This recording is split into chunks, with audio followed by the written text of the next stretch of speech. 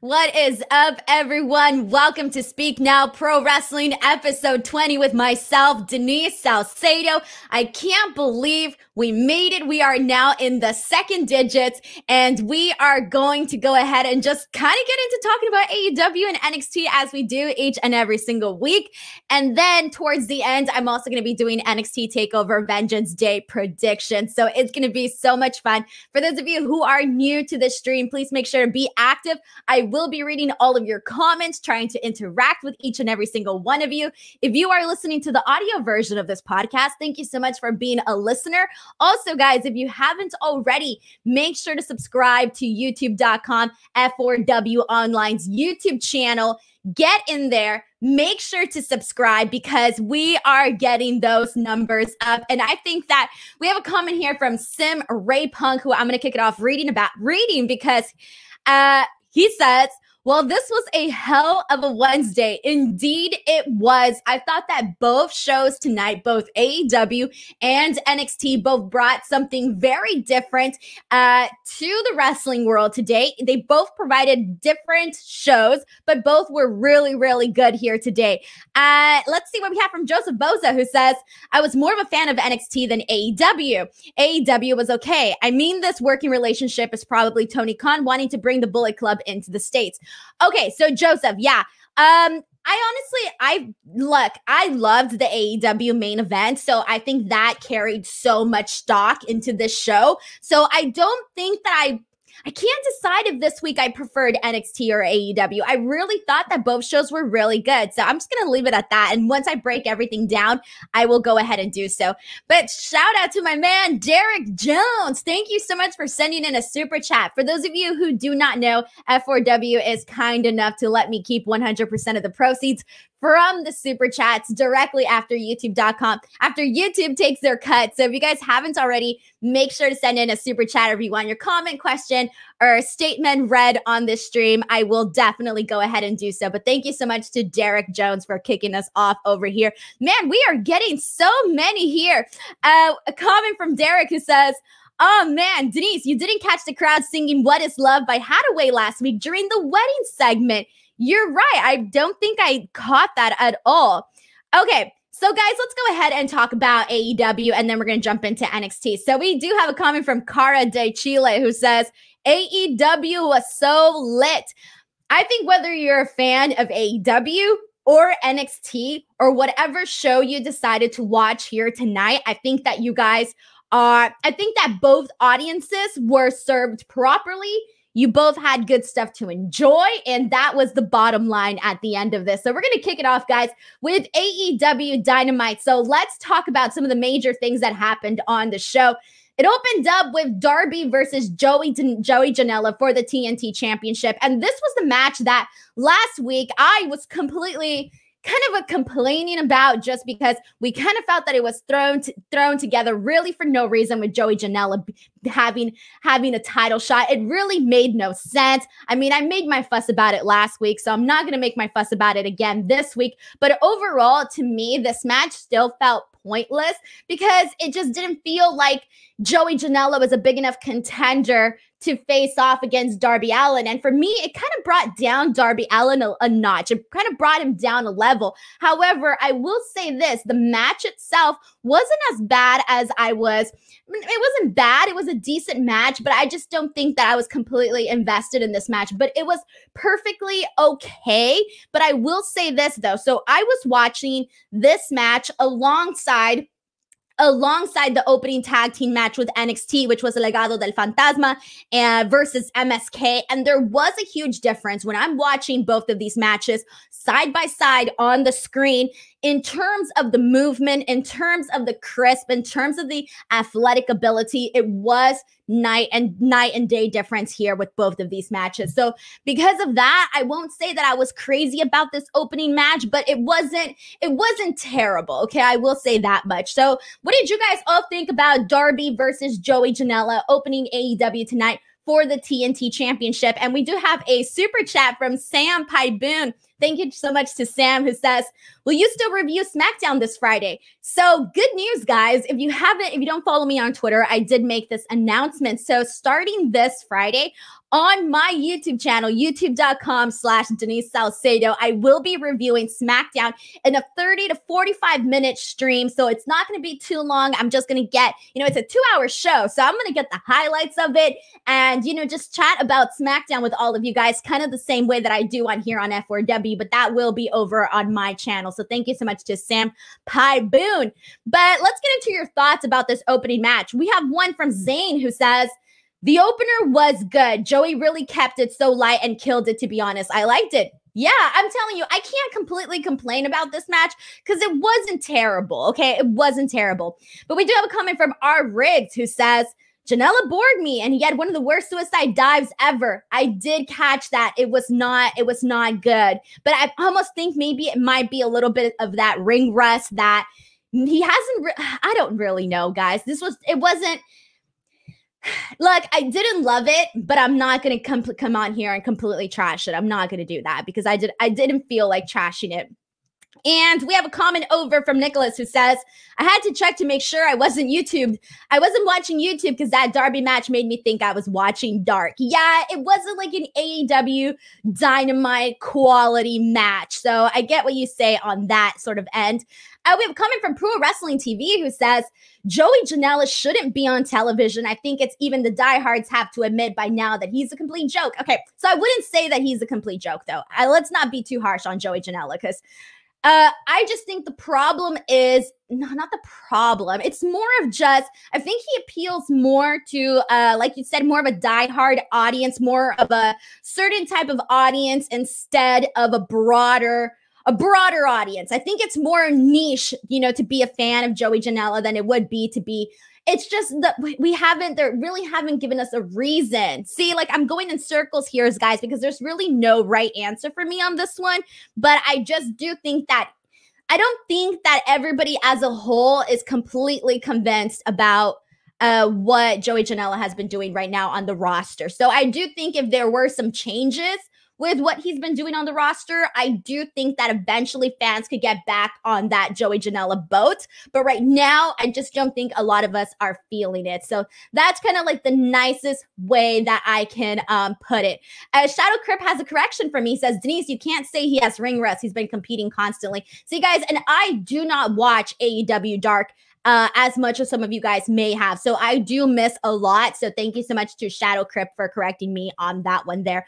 But there you go. We have a lot of comments on Joey Janela, all of this coming in here, guys. So that's not good in terms of, I haven't really seen anybody come on here and say anything good. I'm mainly getting negative comments on that, but that's where we're at here. And this is an interactive stream. So even if it's negative, I will not super negative, but I will try to read at least, difference of opinions of what you guys are saying on here. So that's what it is right now in that sense. So let's get into, we had so much happen today, guys. Holy cow. I don't even know how I'm going to punch this up in segments here. Okay. So let's talk about what's going on with the Inner Circle. So what happened with the Inner Circle, I think, has been today was a really, really good angle in terms of progressing the storyline with the Inner Circle. It made a lot of sense, and I like the direction in which they are going right now. So what we had is a backstage segment where they're all in their locker room, where we've seen them throughout every single week. And basically, Sammy has had it, guys. He has had it. And he starts off by basically saying he needs a minute alone with MJF and tells everybody to leave except for the cameraman. The cameraman stays. Sammy tells MJF that he knows he's trying to take over the Inner Circle. MJF essentially responds by saying that Sammy is essentially just jealous of Chris Jericho and that he hates him. He says he hates Jericho. And then after this, MJF ends up recording through his phone what Sammy is saying, and he reveals it to Sammy, and Sammy gets pissed, and thus leads to an altercation. That little portion of this, though, I kind of thought was dumb, because why would you record something? I get it, the whole manipulation thing, but at the same time, it's like, okay, you have the cameraman in there. He knows what's being said. We all know what's being said. This is broadcasted live, so it's not like we necessarily would believe the recording, if that makes any sense. So I kind of thought that the whole, hey, I'm upset because you're recording the audio was kind of dumb. I didn't like this, essentially. That was kind of dumb. But everything else after this was good. So I might as well hop over into the post-match stuff that we saw. So after MJF and Jericho defeated the Acclaimed, which, by the way, this match was perfectly fine. It accomplished what it needed to do. MJF and Jericho needed a win, and we got a moment to watch the Acclaimed on Dynamite. But after this, the post-match, after this, Sammy comes out and he tells Jericho that that's it. He's done. He's had it. He's out, and that he's quitting the Inner Circle. And that is what I liked, because this makes sense, because I think it was early in December, Sammy told Jericho, like, if we still keep getting more of this nonsense with MJF, I'm out, bro. Like, I'm done. And that's what he did. This kept happening. So he quit. He left. I love this. I thought this was such a good segment, and it made a lot of sense. So I was a fan of everything that they did here, except for the phone stuff. But let's see what you guys are all saying here. Go ahead and send in your comments. Let's see what you're saying. First of all, thank you so much to Sim Ray G Punk for sending in a super chat. You are awesome. Shout out to you. Forsaken Production says, I don't think MJF was actually recording him. Well, I don't know, because when you record somebody on audio, I mean, you could do it like very sneakily, right? It's not like we were all watching MJF's hands to see whether or not he was, pressing the record button. It was just there on the table. And El Nelson says, Sammy looked great this week, but the whole "you're recording me" thing when he brought in a camera person was sort of dumb. Dude, it totally was. It kind of took a lot from this segment out of it. I think had they not done that, the segment would have worked out a lot better. Like, if maybe they didn't know the cameraman was in there, maybe it was a secret camera. I don't know. Let's see. I think I had super chat from someone, but did I lose this, or did I read it already? Okay, we did have a super chat that I missed. Shout out to Mark Warburton. Actually, here it is. Here we go. He says, hear me out. Haha. MJF is basically crease manipulating and taking over Cobra Kai. Inner Circle from Jericho, Johnny Lawrence. Okay, some of you guys may get this reference. I have not seen Cobra Kai, so I did not get the reference. I'm very sorry, Mark. But if you guys are watching this stream, I hope you get the reference. I'm sorry. Thank you, Mark, for sending in the super chat, but I haven't seen the show, so I don't necessarily completely get the reference. But thank you so much to Mark for sending in this super chat. And we did have a comment from Zane, who also added that the Acclaimed are a banger. Caster is so good. Dude is legit. I really liked their rap today. I forgot there was a line in there that basically said, God, it was, you suck like a mosquito. You suck like a mosquito for some reason popped me, and I actually really laughed at that. And then I also thought it was funny. I don't remember the exact line, but he poked fun. They also poked fun at MJF's Sunshine song. I thought that was pretty hilarious. So yeah, that was pretty good. We have a comment from Nicholas who says, the best part was Jericho's face at the end, showing how he's conflicted he is going to be in the coming weeks. He loves Sammy, but can't turn his back on his partner, MJF, as they prepare for the titles. Dude, I'm really loving the direction in which they're going right now with Sammy, because you can't help but to root for a guy who is done. He's sick of the nonsense. He's going his own way. He's pissed off. He's upset. He wants things to be done right. I'm rooting for Sammy. Like, this has convinced me to be on Sammy's side in this whole situation. Like, I feel that this whole storyline is very relatable. Like, I'm sure most of us have been in situations where, like, the majority of people aren't seeing what we're seeing, and you're being that, like, outspoken black sheep type of person. That's how I felt with Sammy in this entire angle, and I think that is why I personally enjoyed it. So there you go. Let's see what else you guys have here. And we have a comment from Puro Wrestling who says, the infighting with the Inner Circle has been very poorly booked, but at least MJF is always entertaining. There's been hits and misses, I think, with what they've been doing with the Inner Circle. But for the most part, as a whole, I think it's been pretty good. And I think today was a good indication of where they're going here with all of this. So there you go. And those are my thoughts on that. And Labor Day also pokes fun at the fact that it didn't make sense MJF would record Sammy when it's a national show live. I tweeted that right away. I was like, bro, what are we doing here? Like, this is live. We all know it. You know what would have been good? You know what it would have been good had they really had that secret camera somewhere and like MJF would have like recorded them. Maybe Sammy thinking that there was nobody watching them. They wanted to have a private word one-on-one, but nah, he's gonna betray his trust and be that person that is, you know, basically be the person that Sammy says he is. That's something like that would probably worked a lot better in cohesiveness with how it all worked out. Okay, so after this we talked about the Inner Circle. Let's get into the second match of the evening for AEW, and it was Peter Avalon and Cesar Bonani, I hope I said that correct, versus Cody and Lee Johnson. So I'm going to say this much. This match, it was just there. There was nothing for me. So let me see how I'm going to phrase this. This match itself was not, like, it was fine. It was just there. Nothing necessarily besides Lee Johnson stood out to me. Lee Johnson was the star of this match. He had an opportunity to really showcase himself, showcase who he is, showcase what kind of wrestler he is, what kind of talent he is, and he really went and did that. He made me pay attention. We're like, okay, Lee Johnson is out. All right, great. He's teaming with Cody Rhodes. I'm watching the match. All right, cool. And then all of a sudden I start thinking, okay, what? Lee Johnson is great. So I really like what he did here. This was perfect in terms of really having Lee Johnson get over. And I don't think anybody can say that they didn't like Lee Johnson in this match. And they also gave him a post-match promo, which was really good.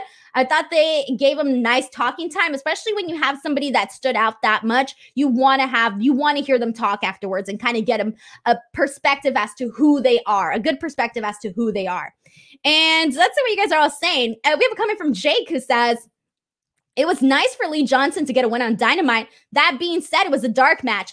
Thank you. I should have probably worded it that way because I wanted to make sure to put over Lee Johnson for his work, but I didn't want to put over the match because the match itself wasn't great, but I didn't want that to take away from Lee Johnson because I did think that Lee Johnson deserved a lot of praise for this match because it was perfectly fine. All right, so let's go ahead and move on, guys. Oh my God, it's time. So this was one of my favorite segments of the entire show, okay? I loved this so much. I thought it was brilliant, okay? Let's get into the Hangman Page, Matt Hardy storyline. So first, we have Hangman's being interviewed backstage, all right? We know he doesn't want to be part of a tag team, but Matt Hardy comes and says like, hey man, you know, I'm like feeling so hyped after our win and I rented out a bar and let's go get some drinks and the tab's on me. So whatever, right?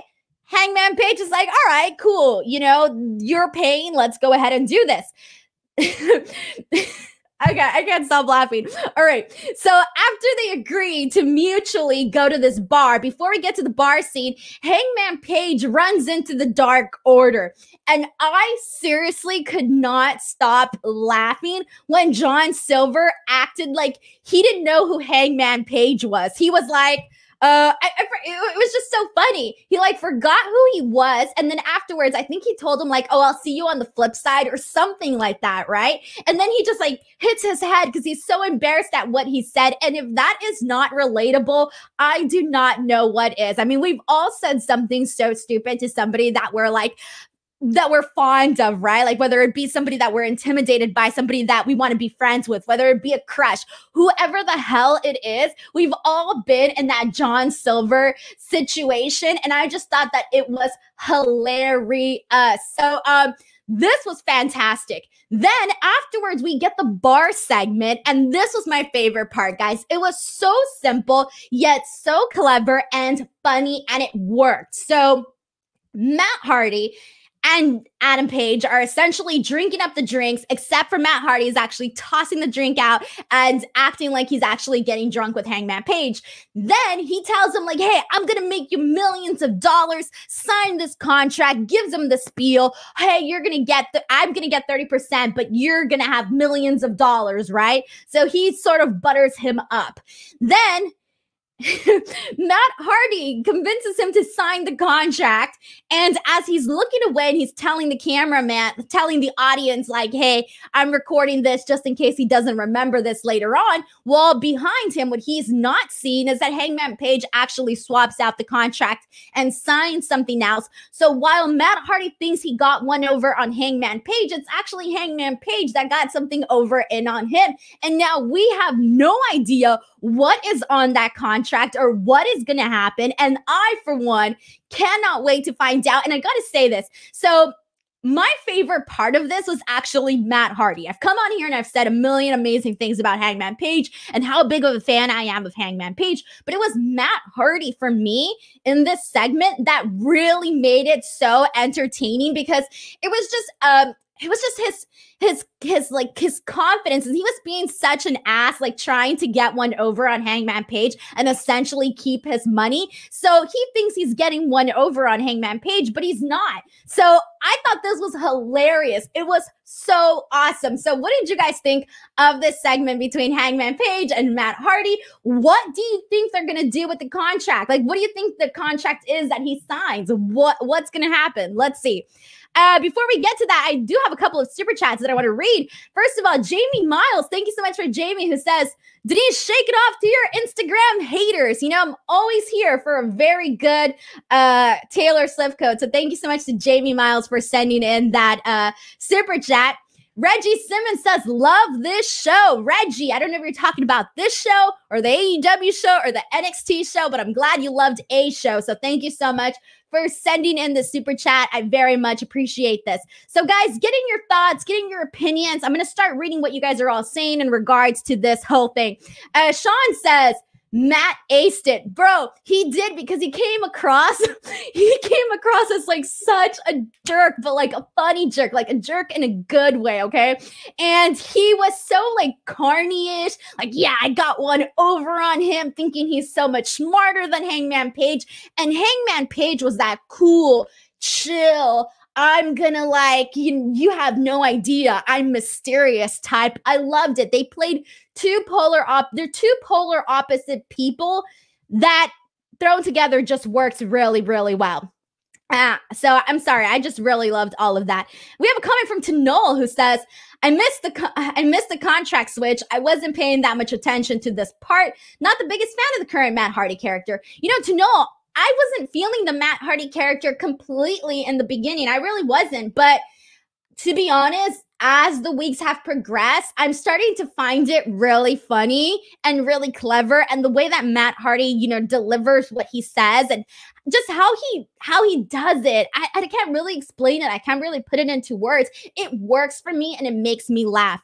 Shadow Crip starting some rumors over here. Says Denise has a crush on Hangman Page. Let her fiance know.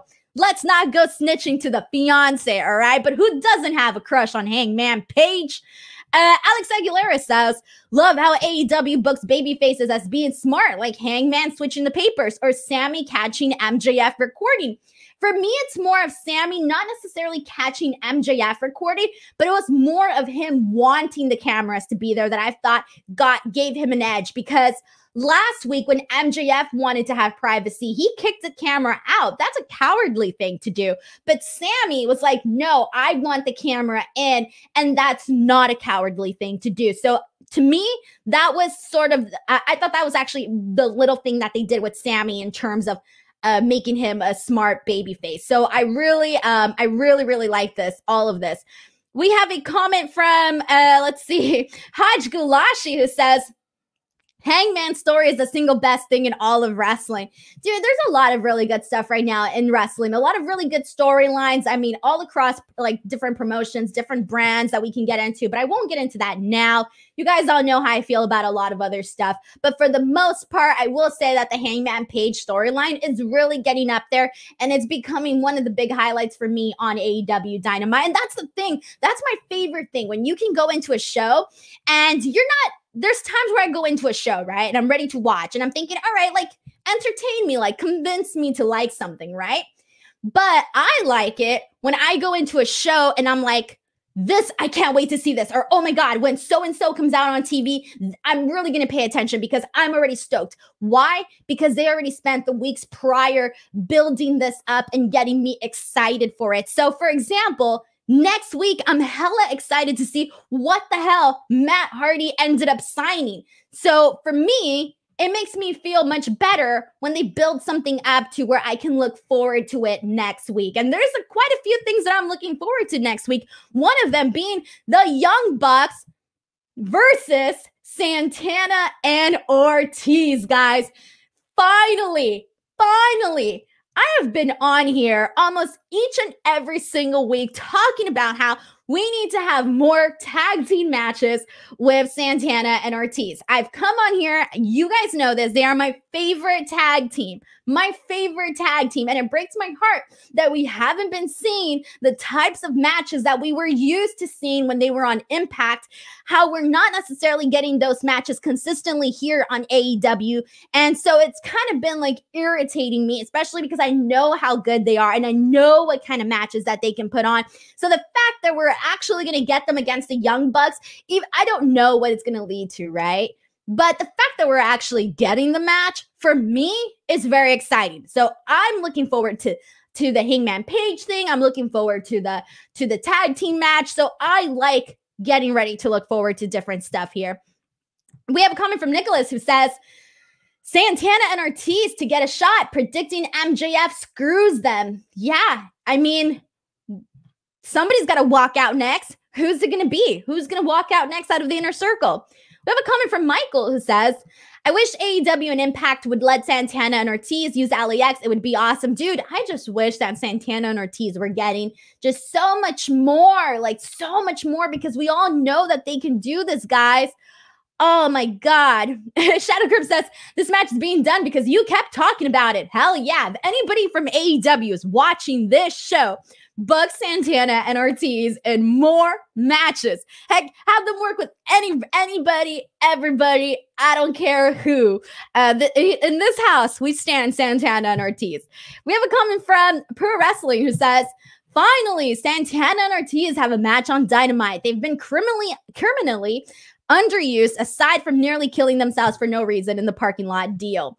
The Mad Dog Stuff says, I honestly think Santana and Ortiz have a good chance of winning the titles, the Inner Circle Turmoil for AEW tag titles, and Young Bucks Good Brothers for Impact titles. Dude, I really hope, because they definitely get a lot of, they would do so much good stuff for that tag team division. Brandon Charles Powell says, Denise, speaking it into existing. Please, let's manifest it. Let's manifest it out there, everybody. Get with me on this one.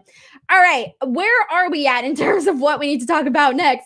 I kind of jumped around. So it was this show, because so many things happened in the beginning that didn't end up getting resolved until later on in the show, kind of had me all over the place, y'all.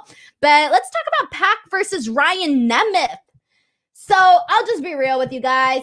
Even though I love Pac, I love this new Pac that we're getting. I love this aggressive him. I love when he got in Ryan's face and was just being, just so aggressive with him. I love the finish. Black Arrow always looks fantastic. The match itself for me, it was not that great. I didn't really care for this match. I don't know how many of you guys, if you felt differently, but I wasn't really into this one. That was just my opinion on this one. But let's move on. So after all of this, okay, let's talk about the Team Taz, Darby, Sting whole situation, all right? So I gotta say, I am a fan of this. I am a fan of what they did here tonight. So again, one of my favorite things, and I've said this before, is Taz's promos. I think that Taz's promos have really been really good each and every single week. Like from the start, from even before all of this, like the second he came into AEW, he's been doing great stuff, right? In terms of the promo work, been a fan, solid. Now, I think we talked about this last week where we said, okay, we were starting to see a lot of the same stuff with Team Taz. It was sort of becoming a little bit predictable. I think this week was the first time that I didn't feel that way. I liked this segment because we have Sting coming out and we think he's going to do this promo or something, right? We think something different is going to go on. Team Taz appears on the screen and we're thinking, okay, it's going to be the same thing like we normally get. I don't think very many of us were expecting something, you know? And then all of a sudden they say we're going on a little road trip and they end up showing Darby's body inside of a body bag. They essentially beat him unconscious, put him in a body bag, but get this, they tied the body bag to their car. All right, we already know Darby's an extremist. He's a daredevil. We know that. So what do? They drive off with Darby's body just in a body bag, and there he goes. He just goes, guys, on concrete. He goes. And I gotta say, I popped for this, all right? I thought it was awesome. It may be cheesy, whatever. I thought it was cool. I like stuff like this. I'm a fan of stuff like this. And if somebody like Darby is, you know, willing to do this type of stuff, then I am 100% here for it. And this was good, guys. And it made a lot of sense because a lot of the things that they've been talking about in the Team Taz storyline with Sting and Darby is that they've been talking a lot about how they're very street and, oh, you're hoodlums. No, we're hoodlums. All right. Well, street people on the street, thugs, gangsters, whatever, they don't just talk, right? No, they get violence. They do crazy things. And this was on par with what they've been talking about on their previous promo. So that is why I thought that this was cool. Not only was it just cool visually, but also cool because it actually fit into the storyline and what they've been talking about each and every single week. So go ahead and send in your thoughts. What did you guys all think about this? We have a super chat actually from Jamie Miles. Thank you so much, Jamie, for sending in another super chat. Jamie says, I thought Darby died. They can't have Darby come back for at least a month, if not more, from a storyline perspective.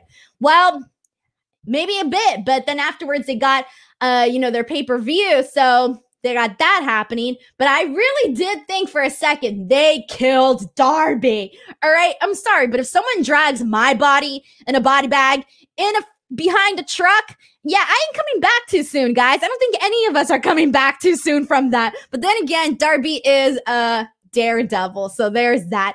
Jamie, thank you so much for sending in the super chat. Let's see what you guys all say here. Alex Aguilera says, Darby was definitely the one who pitched getting dragged by a car. He loves pushing things to the limit. Oh, hell yeah. I'm pretty damn sure. I mean, I don't know that for sure, but it's like one of those assumptions that you feel are safe to make. And Joseph also adds, he loves pain. Dude, I've said this before, but I've seen Darby do some crazy stuff. I used to ring announce the Suburban Fight shows, and Darby was on so many of those shows. And dude, just like seeing him do some of the stuff he did, I was like, bro, like, you're crazy. I love it, but you're crazy. There you go on all of that. And let's see, anything else here on what you guys want to say? Thank you so much to Yora, who says Yora loves this channel. Is greeting from Indonesia. Well, if you love this channel, please make sure to subscribe to F4W. Subscribe.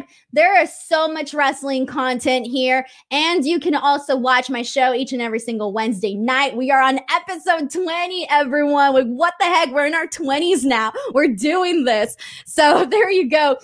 Subscribe, guys. Subscribe. And Mark, please remind me about this when we get into the women's. We'll get into there. Well, you know what? When it comes to the women's tournament brackets, let me pull it up for 1 second. Give me a second, guys, because I had it on here, but I didn't import it. So let me read this super chat, and then I'm going to pull up the graphic here.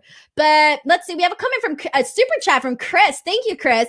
He says, It's more build for the street fight at Revolution. Love it. And Sting needs to be more quicker than that. Dude, I thought the same thing. Chris also says, BTW, today is me and my girlfriend's 7-year anniversary. First of all, Chris, thank you for sending in this super chat and for spending some of your anniversary here watching the show. I appreciate that. Congratulations to you and your girlfriend on 7 years. That is amazing.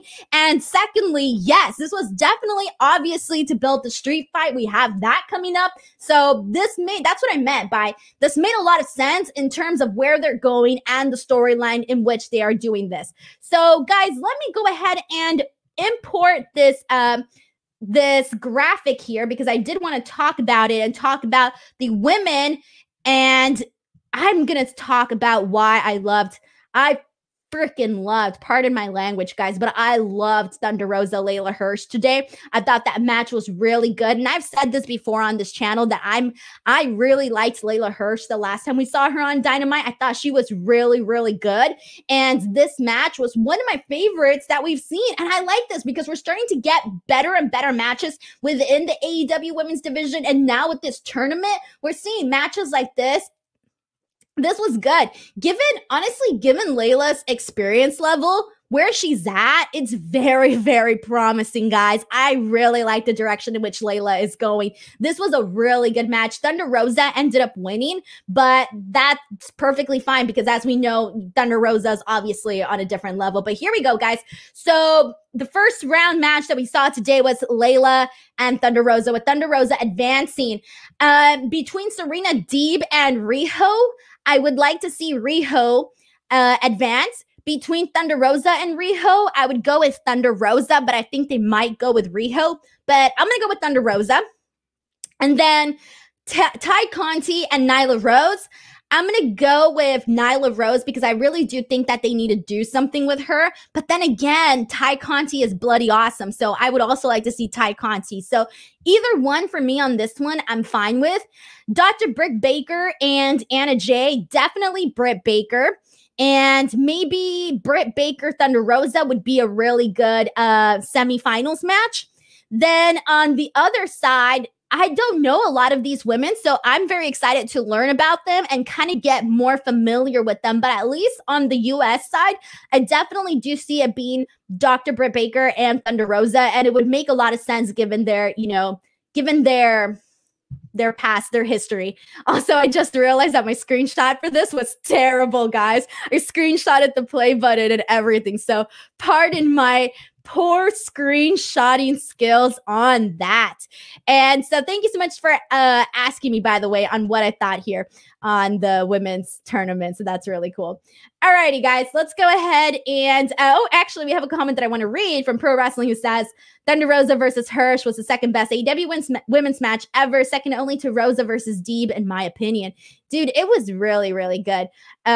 Really good. Joseph says, I suspect that Britt will be in the finals for the U.S. side. Crazy that this is how they are finding Shida's Revolution opponent. I actually think it's good that they're finding her opponent like this. I don't mind it one bit.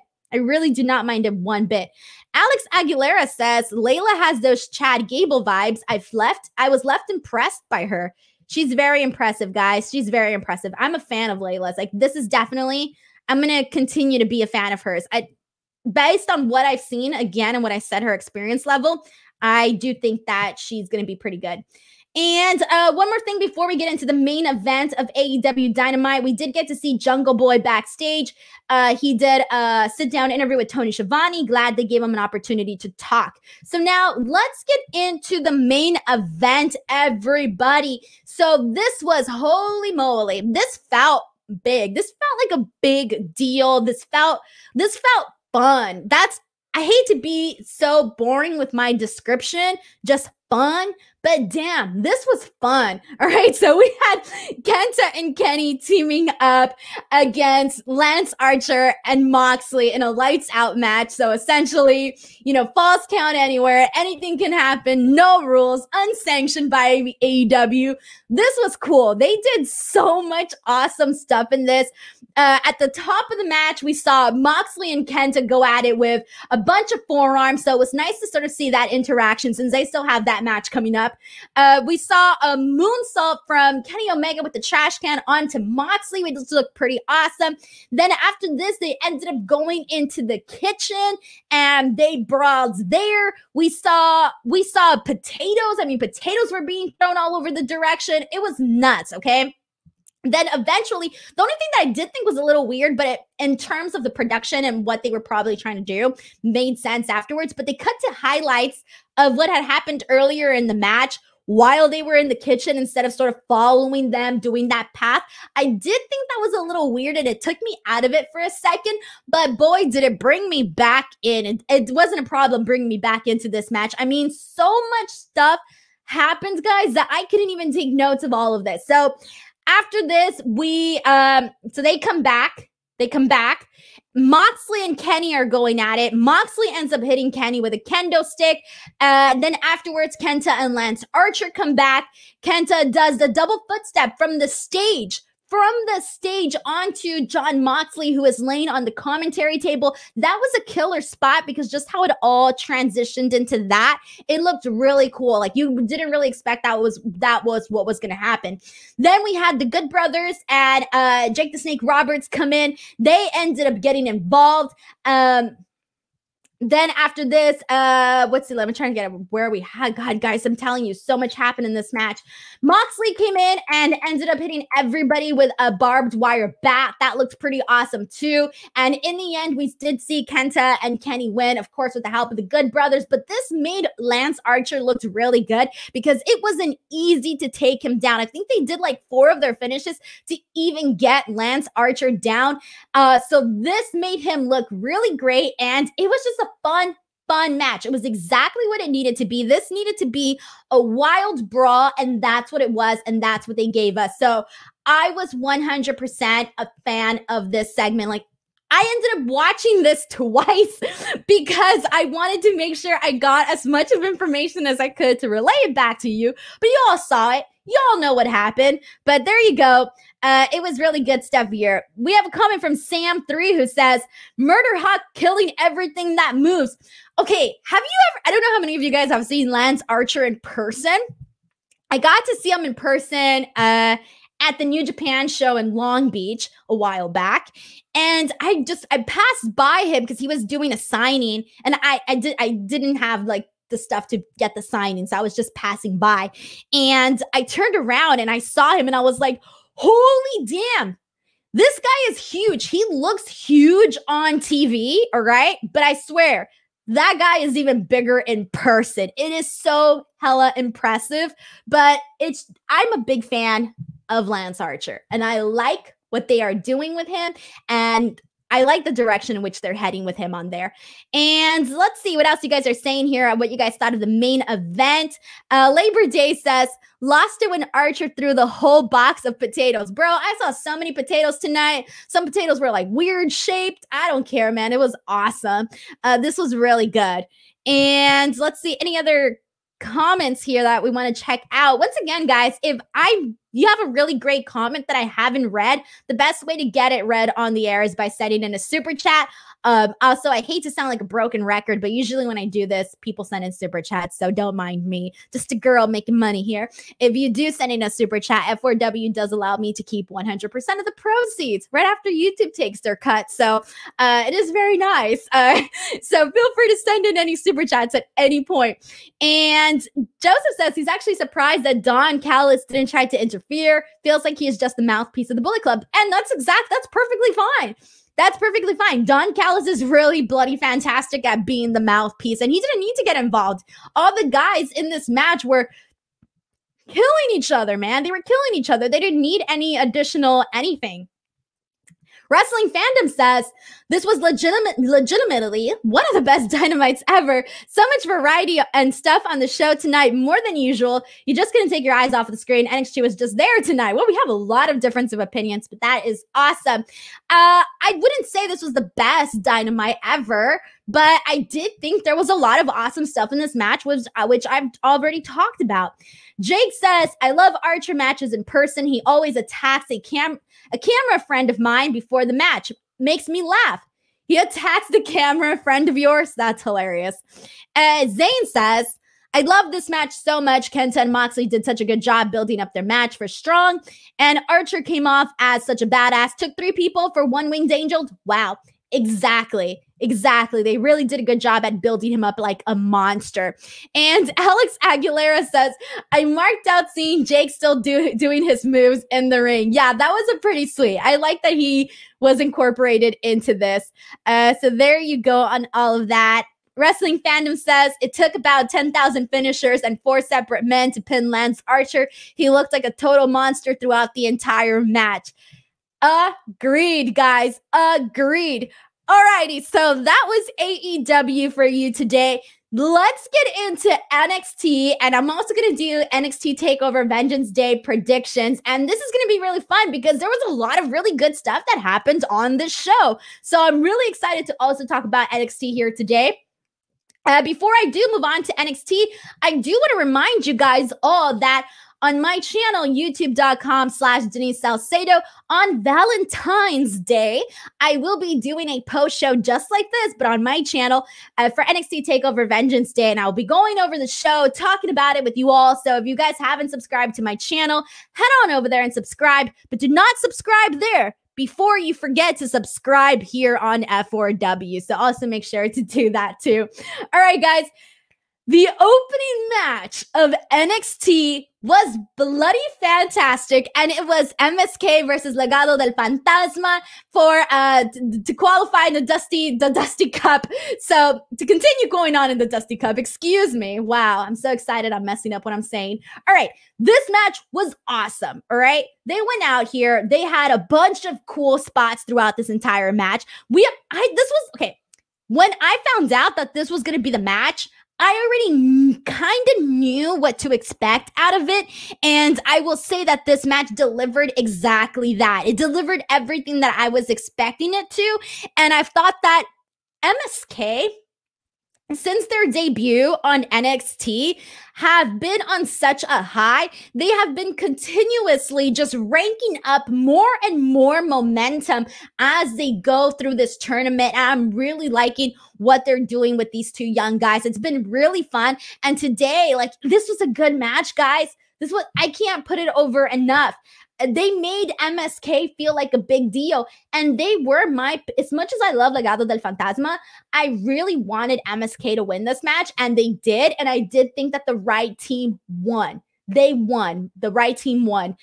Jake says, love the instant push for MSK, well deserved. Yes, and that's one of the things that I think that, is always lacking. I think we always feel like certain people don't always get that push right away, and we're seeing it with MSK, and it feels really good. And one of the people that we saw that with in the past was Raquel. She got an instant push, and that went perfectly great. So I like the fact that we see this more and more each and every single week.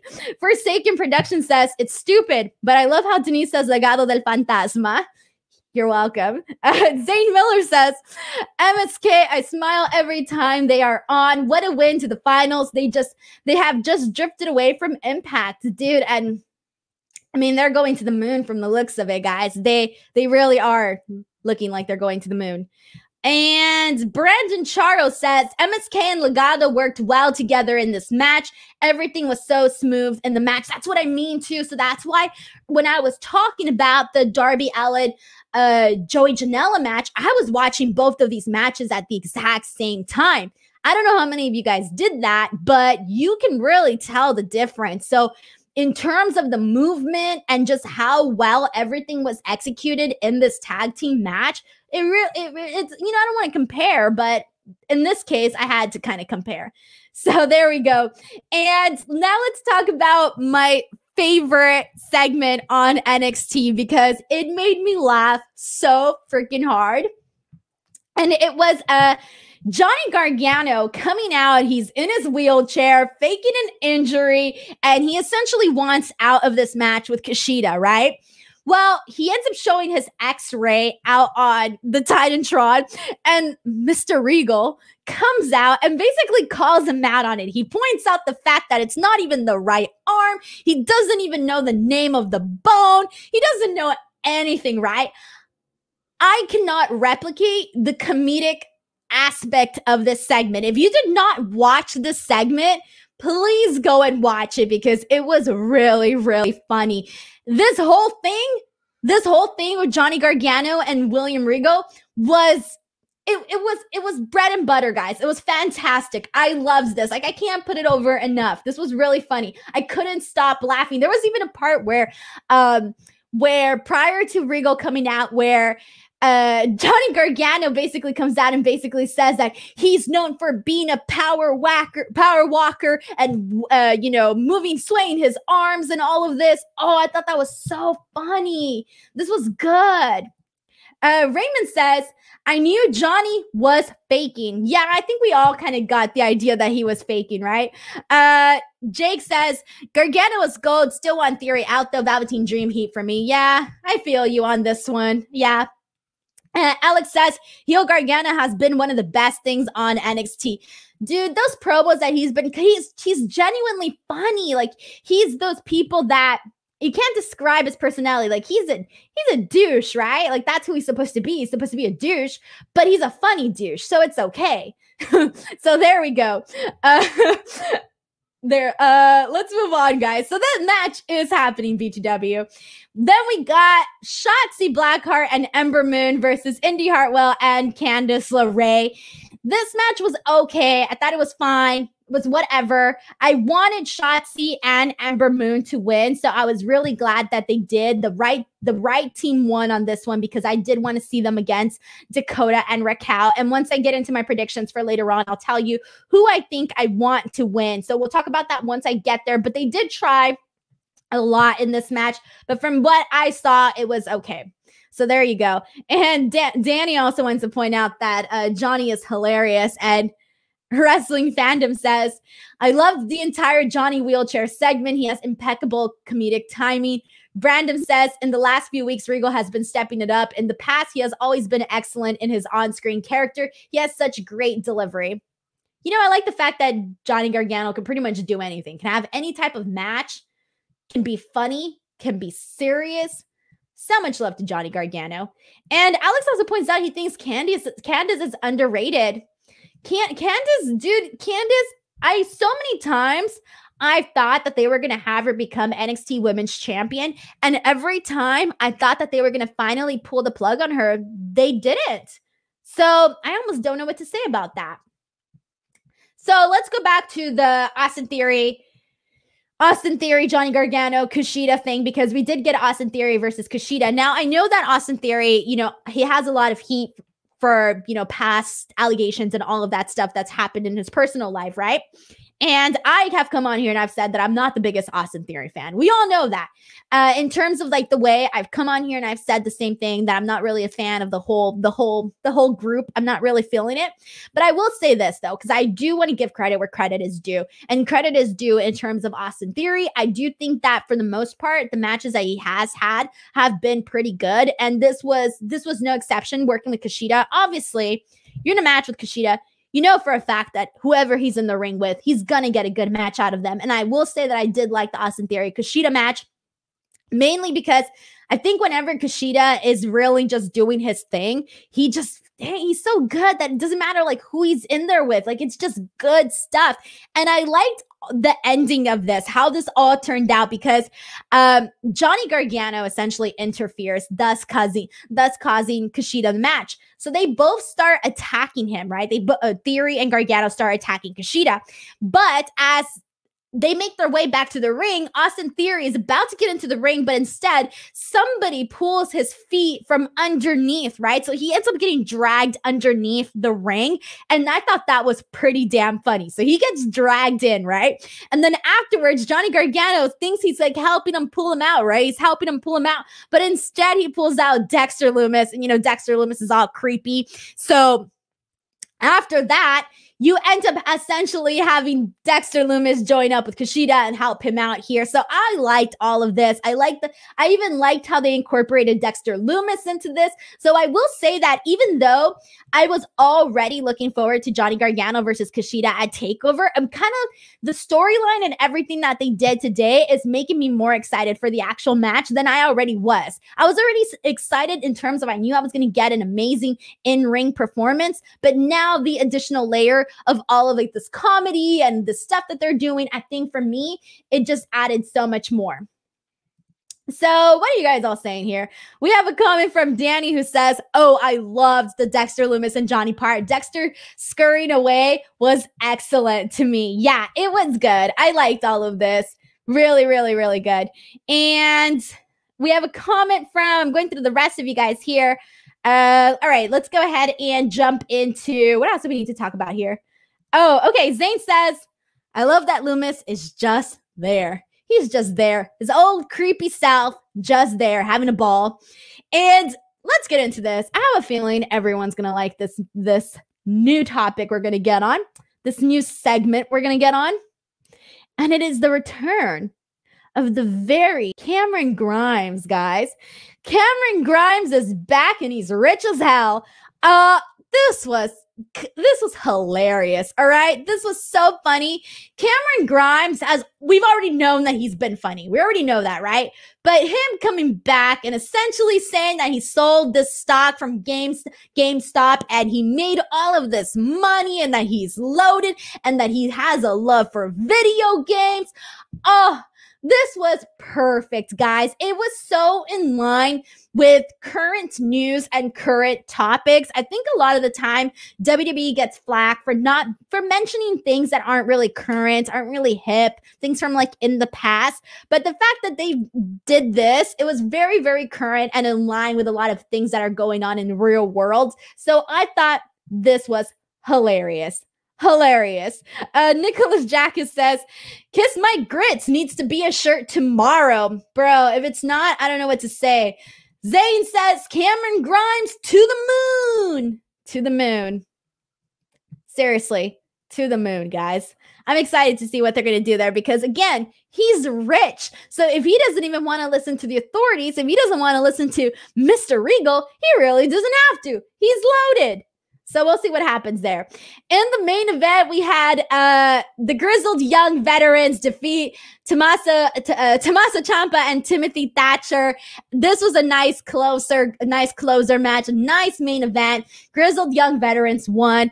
I was actually, for a second, I was going more for Ciampa and Thatcher, but it does make more sense to have the Grizzled Young Veterans win because they're an actual tag team. They're not a put together tag team, a random tag team like Thatcher and Ciampa. So it does make more sense to have the Grizzled Young Veterans win.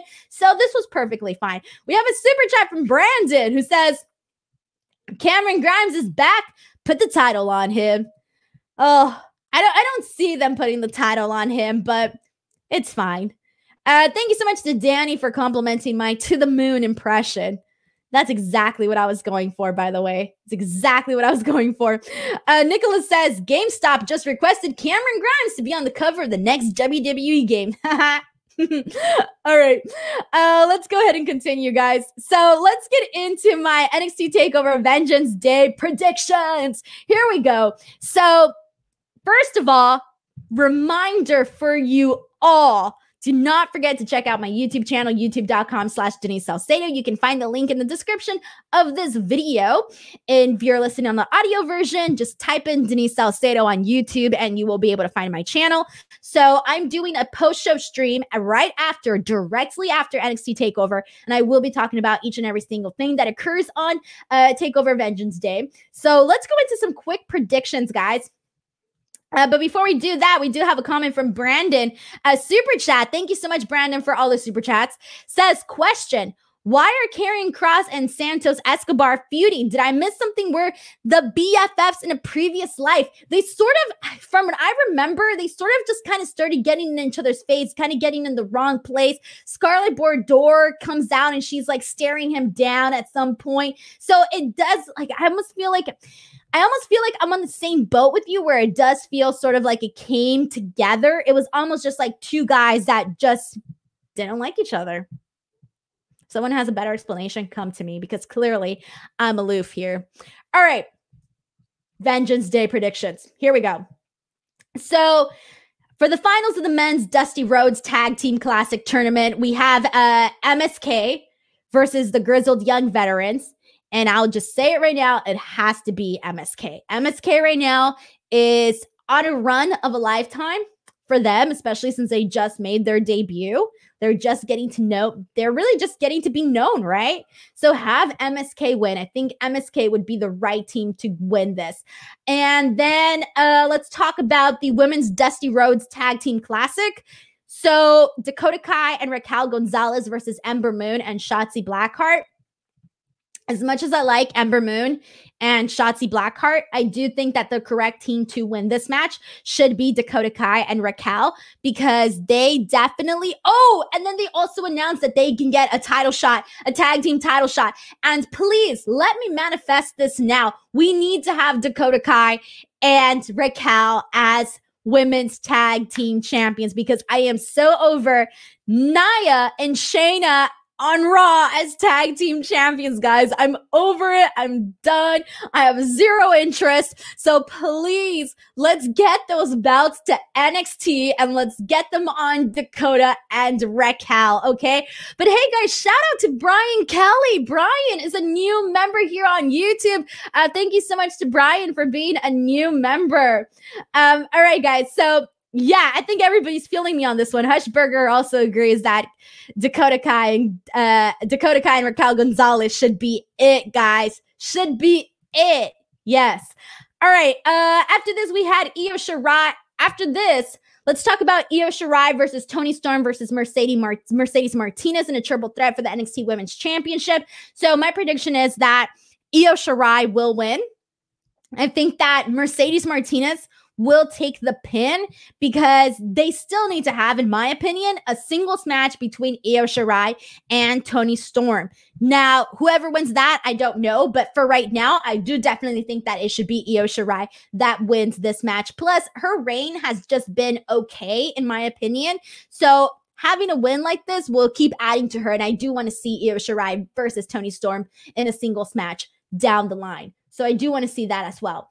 And then let's talk about Johnny Gargano versus Kashida. So this match, I feel is going to be really, really good, because both of these guys can work at a certain speed that not a lot of people can go at. And I think that they can match each other very, very well. And I'm very, like, the glimpses that we've seen already of them working together in the ring has been fantastic. So I'm really excited to see what they're going to do with this match. I do think that Johnny Gargano will win, and I think he'll win with the help of Austin Theory. But definitely my pick on this one will be Johnny Gargano. And I can definitely also see them having a rematch down the line. So I'll add that as well. And then finally, Finn Balor versus Pete Dunne for the NXT Championship. Definitely Finn Balor. I think that even though Pete Dunne would be an awesome champion, I just still think that right now it's still Finn Balor's time.